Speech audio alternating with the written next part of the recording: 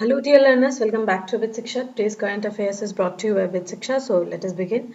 आज का date है that is 26th of November and all the important articles are here as follows. तो आज 26th of November है, आप लोगों को पता है today's Constitution Day. आज के दिन ही हमने 1949 में we adopted the कॉन्स्टिट्यूशन में इनेक्टेड द कॉन्स्टिट्यूशन एंड इसका इन्फोर्समेंट 26 ऑफ जनवरी 1950 से होने लगा था, राइट। तो एक बार हम लोग प्रियम्बल पढ़ लेते हैं, आप लोगों को तो ये वैसे भी पूरा बाय हार्ट होना चाहिए, बट एक बार हम फिर भी एक बार देख लेते हैं। कॉन्स्टिट्यूशन ऑफ इंडिया प्रियम्बल ये कहता है, we the people of India having solemnly resolved to constitute India into a sovereign, socialist, secular, democratic republic and secure its all citizens. Justice, social, economic and political. It should be economic and not economics. Liberty of thought, expression, belief, faith and worship. Equality of status and of opportunity and to promote all its citizens. Promote among them all fraternity, assuring the dignity of the individual and unity and integrity of the nation. In our Constituent Assembly, this 26th of November 1949, we hereby adopt, enact and give ourselves this Constitution. ठीक है? So this was the preamble. ये आप लोग को hopefully by heart होना चाहिए अभी तक तो, ठीक है? If you are preparing for the examination, you must by heart this preamble. ठीक है? तो आगे बढ़ते हैं, आज क्या इंपॉर्टेंट आर्टिकल्स देखते हैं। पहला तो है Assam proposes jail term heavy fines for polygamy. तो ये काफी एंटिसिपेटेड बिल था, विंटर सेशन में इसको टेबल किया गया, इसके बारे में हम देखेंगे इसके क्या क्या फीचर्स है, स्पेसिफिकेशंस तो उतने डिटेल में नहीं मिले, बट जो भी मिला है उसको हम देखेंगे। सेकंड, आपने काफी न्यूज में चला है कि एक अरुणाचली वुमेन को डिटेन किया गया था इन शंघाई एयरपोर्ट, तो उसके बारे में यहाँ पे आर्टिकल आया है कि Arunachal Pradesh is an integral and inalienable part of India, ministry of external affairs ने ये कहा है, ठीक है। And third is commission to preserve खतरोस बिल इंट्रोड्यूस। तो जो खतरा है उसको प्रिजर्व करने के लिए कमीशन एक सेटअप किया गया, ठीक है। तो ये तीनों इंपॉर्टेंट आर्टिकल्स है, एक एक करके देखते हैं। Assam proposes jail term heavy fines for polygamy, ठीक है। तो हम चाहते हैं कि बैन हो पॉलीगैमी हमारे स्टेट में। तो इसमें अगर आप देखें टाइमलाइन कैसे कैसे था, अगस्त 21 को हमने पॉपुलर ओपिनियन मतलब पब्लिक ओपिनियन हमने चाहा, उनसे हमने ईमेल के थ्रू एंड मतलब उनके मैसेजेस के थ्रू हमने we wanted people to participate in this. Then November 9 को क्या हुआ, कैबिनेट ने अप्रूव कर लिया ये नया लेजिस्लेशन टू आउटलॉ पॉलीगैमी, और नवंबर 25 को Assam prohibition of polygamy bill 2025 को टेबल किया गया, ठीक है। तो ये सीक्वेंस चेन ऑफ इवेंट्स थे जो कि अभी हुआ है, उसके बारे में हम थोड़ा जान लेते हैं, ठीक है। An anti-polygamy bill was tabled by Chief Minister Himanta Biswa Sharma in State Assembly on Tuesday. Prescribes imprisonment, पहले तो जेल टर्म भी आपको काटना होगा या फिर heavy fines या फिर both. People entering into polygamy, hiding अगर वो hide भी कर रहे polygamy को, और second marriage को a second marriage while first one continues to be valid. तो किसी ने अगर छुपा के हाइड करके या फिर वो पॉलीगैमी में एंटर कर रहे तो ये भी इम्प्रिजनमेंट के अंदर आएगा, और हेवी फाइन्स यहाँ पे हेवी फाइन्स जो आपको पे करना पड़ेगा।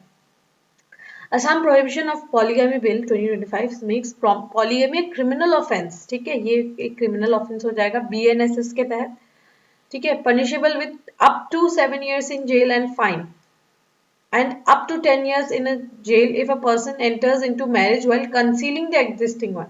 तो अगर वो पॉलीगैमी करते हैं, ठीक है, अगर वो पॉलीगैमी करते हैं कि इनकी पहली बीवी को भी पता है ये पॉलीगैमी कर रहे हैं और उसके बाद दूसरी बीवी को भी पता है कि पहली बीवी, तो इस केस में 7 साल का जेल टर्म होगा। लेकिन दूसरे केस में कि ये पहली बीवी को नहीं पता है कि ये दूसरी बीवी से शादी कर रहे हैं, दूसरी बीवी को भी नहीं पता कि इनका पहले से शादी हो चुका है, ये कंसीलमेंट है ना, तो इस कंसीलिंग में इनको 10 साल का जेल होगा, और इसको डबल कर दिया जाएगा, ठीक है। अगर रिपीट ऑफेंडर्स है तो इनको डबल कर दिया जाएगा, मतलब 7 का 14 हो जाएगा, 10 का 20 हो जाएगा, अगर रिपीट फिर से वही काम किया है, ठीक है। पर ये जो बिल है ये 6 शेड्यूल एरियाज में लागू नहीं होता है, ठीक है। The draft will be applicable across state and will cover will not cover the scheduled tribes under the article 342. Article 342 में जो शेड्यूल ट्राइब्स है वो उसको नहीं यहाँ पे इंक्लूड किया जा रहा है। एंड सिक्स शेड्यूल जो आर्टिकल 244 एंड 271 ए, 244 2 एंड 271 ए के तहत जो भी सिक्स शेड्यूल के एरियाज है असम में उनमें नहीं एप्लीकेबल हो रहा है। और आर्टिकल 342 के तहत जो शेड्यूल ट्राइब्स है उनको भी नहीं इसमें अलाउ किया जा रहा है, इसमें नहीं उनको इंक्लूड किया जा रहा है। कस्टमरी लॉज जो कुछ ट्राइब्स के हैं वो कुछ ट्राइब के कुछ कस्टमरी लॉज है जिसमें मल्टीपल मैरिजेस हो सकते हैं, ठीक है, तो उनको यहाँ पे इंक्लूड नहीं किया गया। इट ब्रिंग्स विलेज हेड्स, जो विलेज के हेड्स है, काजीज है जो मुस्लिम क्लेरिक्स होते हैं जो शादी का वो करवाते हैं, पढ़ते हैं, राइट, पेरेंट्स है या फिर लीगल गार्जियंस है, indulging in polygamy under its scope. तो सबको यहाँ पे उसका स्कोप जो है काफी ज्यादा वाइड है, ठीक है। Anyone who willfully hides, neglects, or unreasonably delays information to the police about such marriages may be punished as the main offender and jailed up to um, and fined up to ₹1 lakh. तो जो भी जिनको भी पता है, जैसे parents को पता है कि ऐसा हो रहा है, वो willfully छुपा रहे हैं, unreasonable delay create कर रहे हैं, even though they are not participating in the act directly, they are indirectly participating in the act. So the act also covers the indirect involvement by punishing the offenders up to 2 years into the jail or 1 lakh as a fine, ठीक है। तो ये भी government का ये यहाँ पे ये काफी उन्होंने स्कोप को मतलब वाइड नहीं, नैरो नहीं रखा है, काफी वाइड रखा है, ठीक है। ये फाइन सिर्फ पेरेंट्स को ही नहीं, जो जान पहचान उनको भी पता है, पर क्लेरिक्स जो है काजी उनको ऊपर भी ये फाइन जो है लगता है। 1.5 लाख रुपीस का जो फाइन है ये देंगे अगर वो उनको पता है, लॉ पता है, provisions of the law, knowingly willingly उनको पता है, फिर भी अगर वो करवा रहे तो उनको 1.5 लाख रुपीस का यहाँ पे फाइन लगेगा, ठीक है। जो सबके ऊपर जो है पेनल्टी यहाँ पे लगाने की यहाँ पे बात की जा रही है।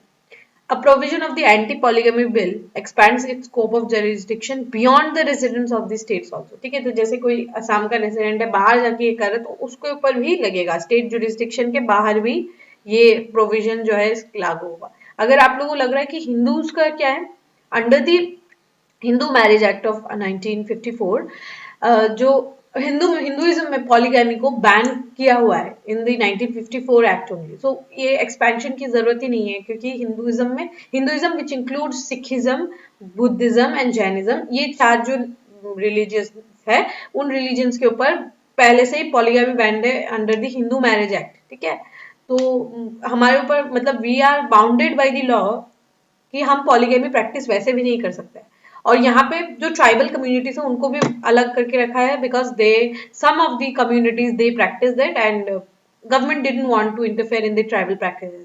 तो ये इसीलिए आप देख पाएंगे कि मुस्लिम क्लेरिक्स के ऊपर यहाँ पे फोकस किया जा रहा है because in Hinduism we have banned it, ठीक है। ये आपको पता होना चाहिए कि आप लोगों को ऐसा नहीं लगना चाहिए कि it is one way only, we have banned it in the central act, ठीक है। हमने सेंट्रल एक्ट में उसको पहले से ही बैन करके रखा हुआ है for Hinduism, Buddhism, Jainism and Sikhism, ठीक है। तो ये काफी इंपॉर्टेंट है। Second is Arunachal Pradesh is an integral and inalienable part of India, MEA। तो ये विमेन जो है Prema Thongdok, she was travelling from London to Osaka in Japan via Shanghai, ठीक है। The one stoppage was in Shanghai, उनको वहां पे डिटेन कर दिया गया, ठीक है। चाइनीज इमिग्रेशन ने इनको वहां पे डिटेन कर दिया गया था, तो उसके कारण जो है पूरा मतलब ये जो पूरा स्पैट है बिटवीन चाइना एंड इंडिया ये जो है चल रहा है, ठीक है। A day in an Indian A day in an Indian citizen from Arunachal Pradesh was detained at Shanghai International Airport. Official refused to recognize her Indian passport. जो हमारा जो इंडियन पासपोर्ट है उसको रिकॉग्नाइज करने से इन्होंने मना कर दिया। उन्होंने कहा कि चाइनीज पासपोर्ट उनको लाना पड़ेगा। External affair ministry spokesperson Randhir Jaiswal said India has taken up the case with Chinese authorities strongly and reiterated that Arunachal Pradesh is an inalienable part of India. ठीक है, Arunachal Pradesh is an integral and inalienable part of India, this is a self evident fact. No amount of denial by Chinese side is going to change the indisputable reality. And Mr. Jaiswal, after the foreign ministry spokesperson said, individual concerned Prema Wangjong Thongdok was treated as per Chinese law. तो ये जो वहां की जो foreign ministry है उन्होंने कहा कि उनको as per the Chinese law ही उनको ट्रीट किया गया है। China has refuted the allegations of Indian women harassed in Shanghai airport, saying that actions taken by Chinese immigration officials were as per laws and regulations. इसमें what we can discuss, ठीक है। तो Chinese foreign ministry जो है, spokes person माओ निंग, उन्होंने claim किया है कि ये कोई भी she was not, the woman was not subjected to any compulsory measures, detainment और harassment alleged by her. The airline also provided food, drink and place to rest for the person concerned, says Mao. ठीक है, जो उनकी women है, उनकी जो spokes person है, उन्होंने ऐसा कहा है। ठीक है, उनको कोई भी परेशानी नहीं हुआ है, but why would somebody make some huge claims जिसमें दो गवर्नमेंट्स इंक्लूड हो जाएंगे, right? why she would willfully go and do it? ठीक है, तो I don't know what China is up to, but we know that China has this arm twisting tendencies across the borders, जहाँ जहाँ पे borders है, be it Sikkim, be it Arunachal Pradesh, be it in the Ladakh Oxygen region, so they have this arm twisting policy, map जो maps release करते हैं या फिर वो इस तरीके से डिटेन करना, ये उनका पॉलिसी का ही पार्ट है, ठीक है। We learned that China's border inspection authorities have gone through the whole process according to the laws and regulation and fully protected the lawful rights of the interest of the person concerned, Ms. Mao said. She also reiterated that China's claim over Arunachal Pradesh, which it calls Zangnan या फिर South Tibet, तो वो उनको इसको Zangnan कहता है। ये जो रीजन है इसको जैंगनन कहते हैं, मतलब अरुणाचल प्रदेश वाला जो रीजन है उसको जैंगनन कहते हैं, या फिर इसको साउथ तिब्बत भी कहा जाता है। Clear? So this was the news regarding this the women. And last है कमीशन टू प्रिजर्व खतरों बिल इंट्रोड्यूस, ठीक है। तो जो revenue and disaster management minister है केशव महांता जी, उन्होंने स्टेट असेंबली में कल for the establishment of development commission for the preservation of खतरों, उन्होंने एक कमीशन जो है, डेवलपमेंट कमीशन जो है, वो उन्होंने बिल जो है उसके रिगार्डिंग एक प्लेस किया, ठीक है। Assam Khatra Preservation and Development Commission Bill 2025 seeks establishment of Khatra Preservation and Development Commission. ये एक ASPDC जो है, ये एक डेवलपमेंट कमीशन रहेगा, वो खतरे को प्रिजर्व भी करेगी और डेवलपमेंट भी करेगी। इसमें ये क्या है, एक हाईली स्पेशलाइज्ड बॉडी होगा, क्वाजाई जुडिशियल बॉडी होगा। क्वाजाई जुडिशियल मतलब इनके पास कुछ पावर्स होंगे ऑफ जुडिशरी। ये क्या कर सकते हैं, protect, preserve, manage, maintain and regulate खतरों एंड देयर लैंड्स, ठीक है। ये उनका काम रहेगा, खतरों का ये जो डेवलपमेंट कमीशन है उनका ये काम रहेगा। They will be able to entertain appeals, petitions against the orders of district commissioners, undertake surveys, inspection, ये सारा काम उनका रहेगा, ठीक है।